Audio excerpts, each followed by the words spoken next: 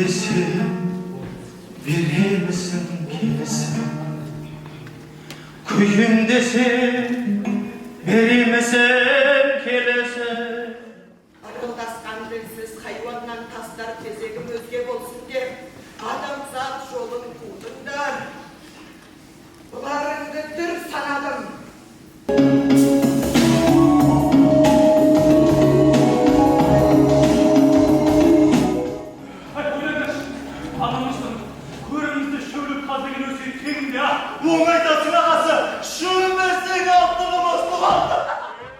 Бүгін театр сахнасында керемет көрініс болды.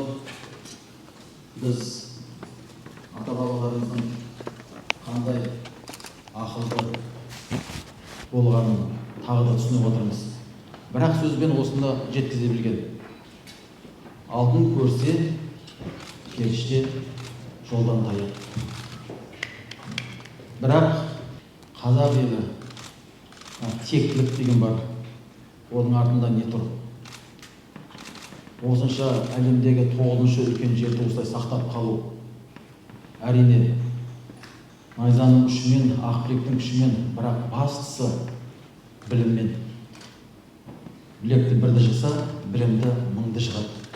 Жалпы бүгінгі мынау Өскемендегі спектакль бұл ерекше тарихи спектакль болды деп есептеймін. Себебі режиссердің қойған жазған ойымен режиссердің қойған жаңағы қойылымы, актерлардың ойнауы бір жерден шықты. Сондықтан да халық алдында да білді. Бұл спектакльдің жоғарғы сатыда кереметтей тәрбиелі мәні бар екендігін.